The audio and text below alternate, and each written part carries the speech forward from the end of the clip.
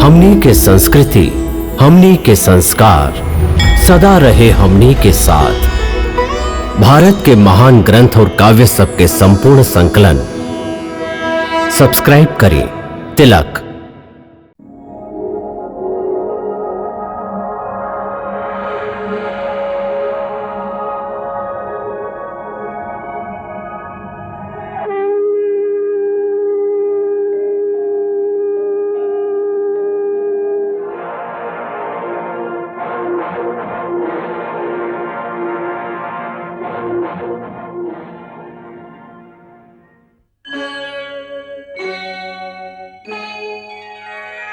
कृष्णा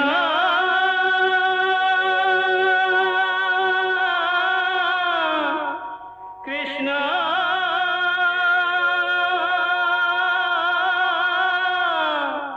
हरे कृष्णा हरे हरे।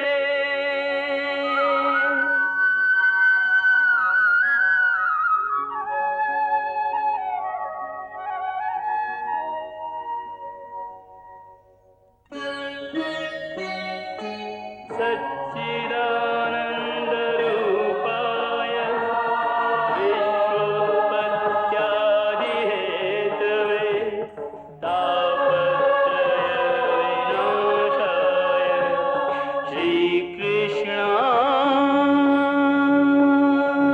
वयं नमः।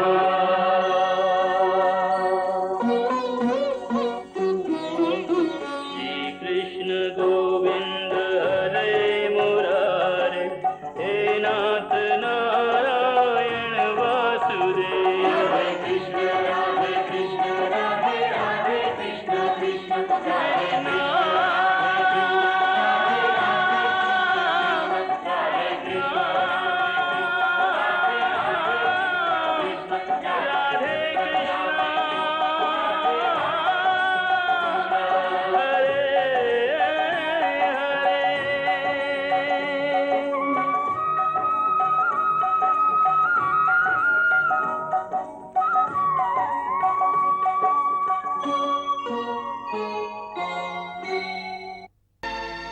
हे अर्जुन, जब तोहके ज्ञान प्राप्त हुई तब तू जान जेबा कि ई संसार हमरे माया हा। ई संसार हमरे से उत्पन्न भइल हा। हम ही एह संसार के पालक हैं।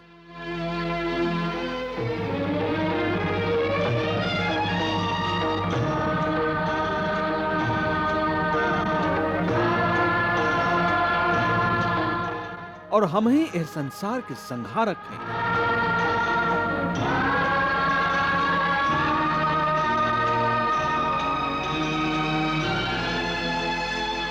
इस सगरे सृष्टि हमरे माया के खेल हा।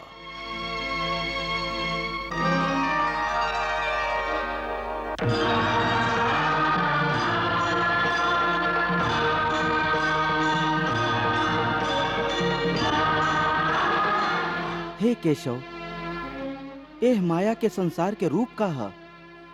हे अर्जुन, यदि तू अपना ज्ञान चक्षु से देखबा तब तोहके पता चली कि माया के संसार एगो उल्टा पेड़ के लेखा हा, जेकर जड़ ऊपर हा और टहनी और पत्ता नीचे के ओरी हा।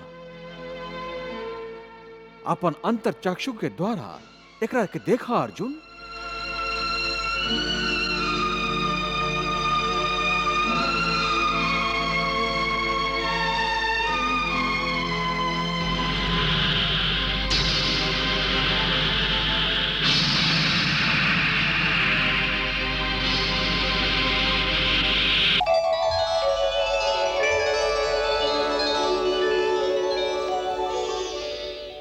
हे केशव, हम इस संसार के पेड़ के देख सकत हई। एकर जड़ ऊपर है और तोहसे निकलल है।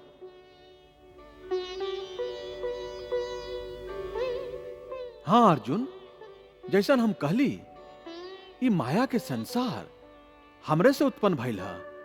ऐसे एकर जड़ हमरा में है और माया के स्थान चूंकि हमरा से नीचे है, ऐसे ही पेड़ उल्टा है। ऊर्ध्वमूलम अधः शाखम अश्वत्थम प्राहुरव्यम छंदासि यस्य पर्णानि यस्तम वेद सा वेदवित्।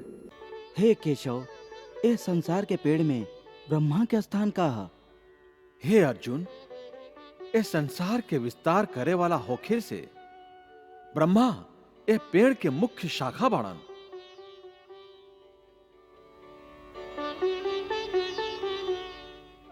और वेद एकर पत्ता है।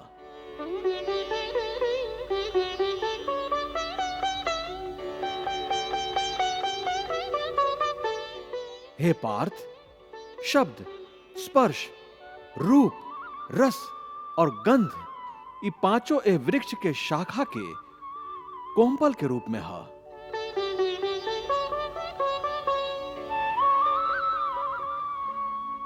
हे पार्थ, ये माया के पेड़ के सत, रज और तम तीनों गुण के जल से सींचल जाला।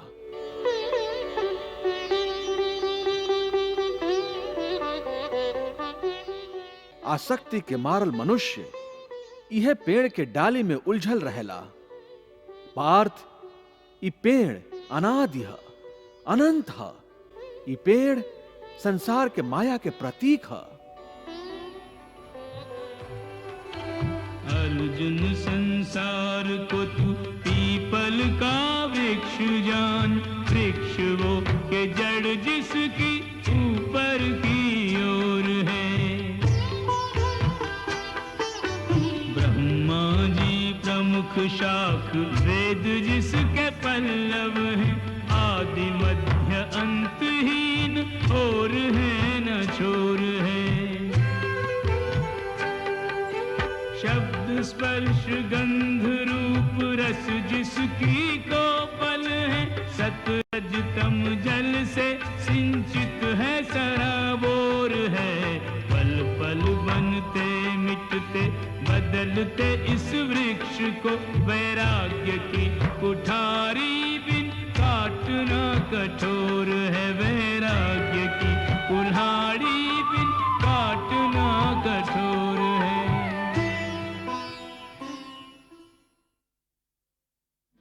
हे मधुसूदन, जब ये पेड़ ही सृष्टि है तो एकर विशाल छाया भी हर ओर फैलल हुई। तब मनुष्य एकर छाया से कैसे बच के रह सकेला? हे अर्जुन, ये ठीक है कि ये पेड़ विशाल है, बाकी ए पेड़ के विधाता तो ओकरा से भी विशाल है।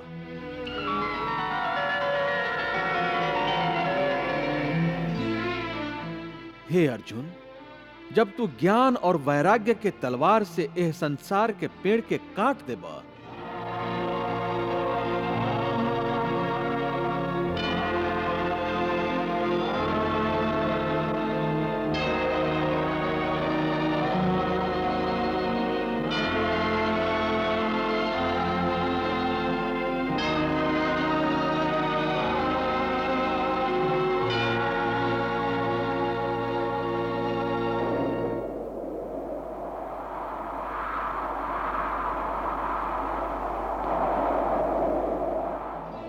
तब तोहके ओह परमात्मा के दर्शन हुई जो सर्वव्यापी है, हर जगह मौजूद है, सब में व्याप्त है।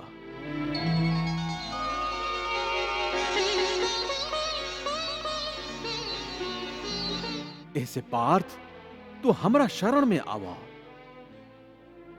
संजय, कृष्ण के मुंह से ये बात सुन के ना मालूम हमार मन काहे भय से व्याकुल हो रहा है। एकरा से पहले हमके कबो मृत्यु के भय ना लागत रहे, बाकी आज हमके मृत्यु से भय लाग रहा है। आपन ही ना, हमरा आपन लोग के मृत्यु के भी भय है। महाराज, ये तो बहुत विचित्र बात है। द्वारिकाधीश श्री कृष्ण तो अर्जुन और हर मनुष्य के मन से आपन और आपन लोग के मृत्यु के भय निकाले के उद्देश्य से उपदेश दे रहा हैं। फिर हमार मन काहे भय से कांप रहा है। एक ही उपदेश के विपरीत प्रभाव काहे पड़ रहा है। अर्जुन के मन शांत होकर जा रहा है और हमार मन अशांत हो रहा है। महाराज, कोनो बात के केहू व्यक्ति पर का प्रभाव पड़ी, एकर आधार त ओह व्यक्ति के मन के भावना पर निर्भर होखेला। यदि मन में कोनो भय कुंडली मरले बैठल होखे तो ऊ सच्चा और कड़ुआ बात के सुन के ऐसे ही फन उठावेला, जैसे नाग लाठी के देख के। बाकी आप काहे व्याकुल हो रहल हई? हर एक के मृत्यु के एक न एक क्षण त निश्चित होखेला। हाँ संजय, सत्य है। बाकी हमार व्याकुलता के कारण ई है कि कहीं हमार बेटा हमरा कारण यह युद्ध में मृत्यु के शिकार ना बन जास। ओह समय हम कहले रही कि प्रारब्ध में जे लिखल है उहे होई, हमरा हाथ में कुछ नहीं खे। हाँ, जैसन लाग रहल है कि ओह समय हम ना बोलत रही, नियति ही हमरा मुंह से बोलत रही। संजय, अब हमारा हाथ में कुछ ना रहल, कुछ ना रहल। अब सब कुछ कृष्ण के हाथ में है, सब कुछ। हे मधुसूदन, तू कहेला कि सर्वव्यापी परमात्मा के शरण में आवा, बाकी वो परमात्मा के स्वरूप का है?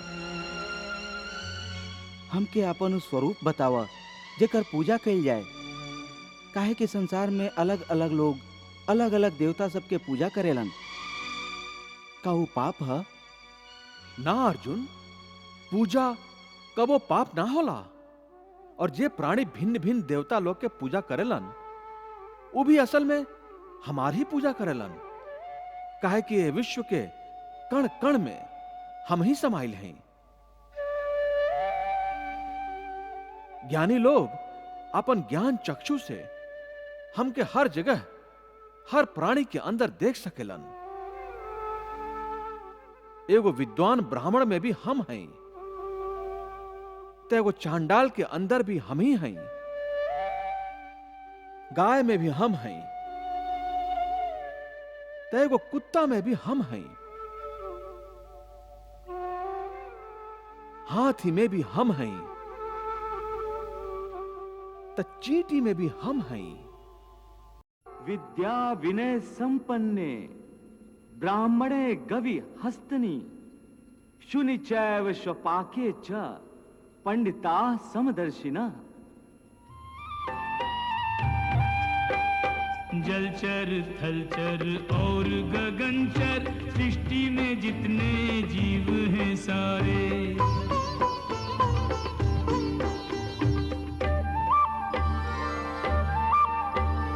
सब में वही करतार समाया, रूप है नाम है न्यारे न्यारे।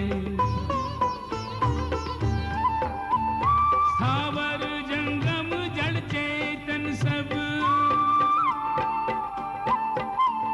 स्थावर जंगम जड़ चेतन सब उसने सजाए उसने संवारे।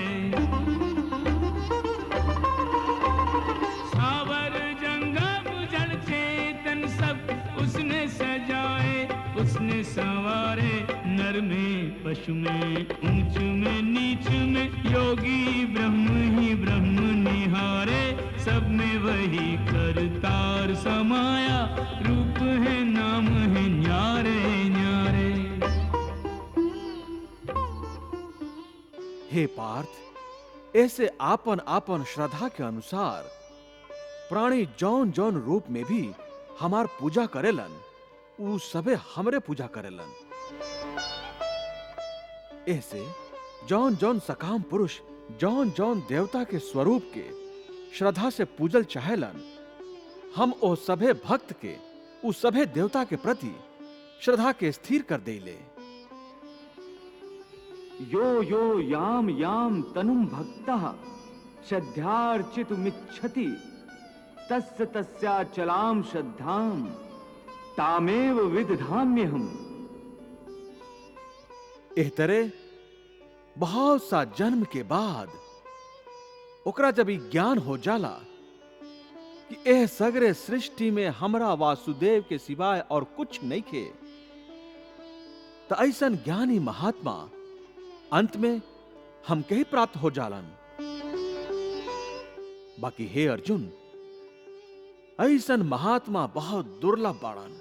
बाकी हे केशव, प्राणी तोहके छोड़ के अलग अलग देवता लोग के पूजा ही काहे करेलन? हे अर्जुन, हम तोहके पहले ही बतौले रही कि एह त्रिगुणात्मक सृष्टि में प्राणियन के कर्म, उनकर वृत्ति, उनकर श्रद्धा भी त्रिगुणात्मक होखेला। ऐसे आपन आपन श्रद्धा के अनुसार सतगुण वालन देवता लोग के पूजेलन।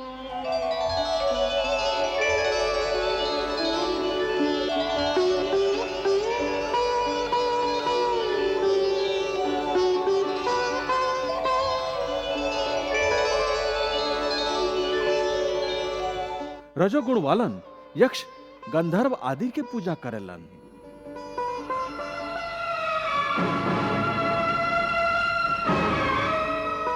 और तमोगुण वालन भूत प्रेत के पूजेलन।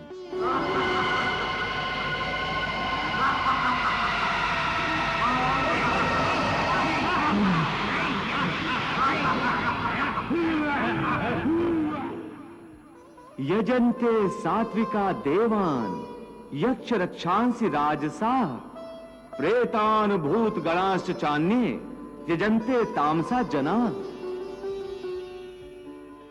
हे अर्जुन, देवता लोग के पूजे वालन देवता के प्राप्त होखेलन और मृत्यु के बाद आपन कर्म के अनुसार कुछ समय तक स्वर्गलोक में निवास करेलन।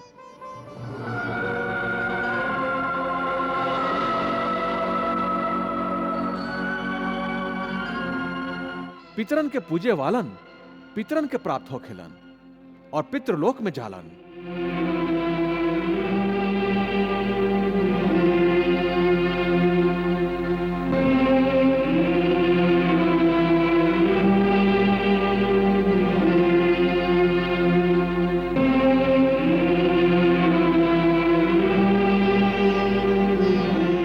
और भूत प्रेत के पूजे वालन भूत के प्राप्त होलन।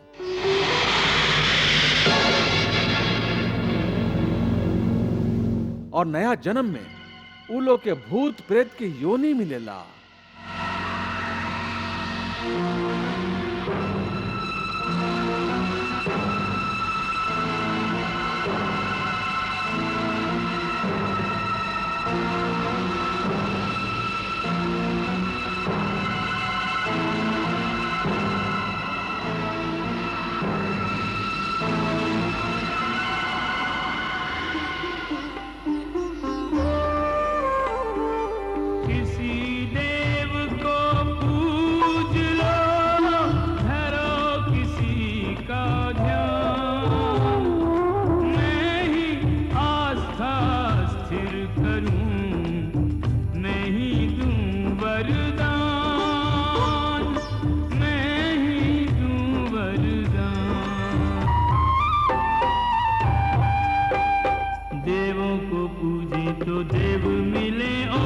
स्वर्ग में जा कुछ काल बिताए।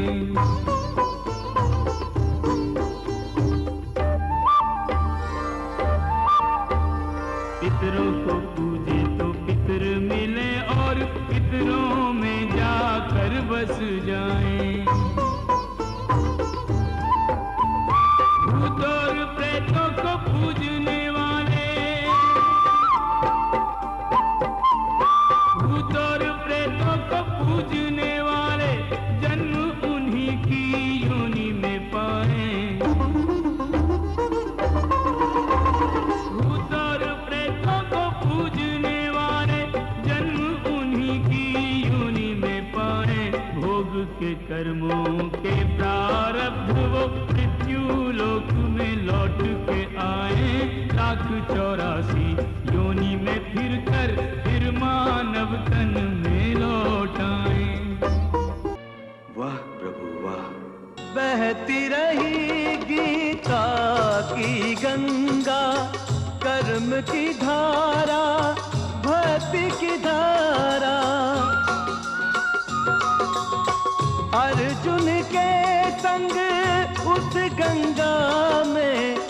करता रहा स्नान जग सारा,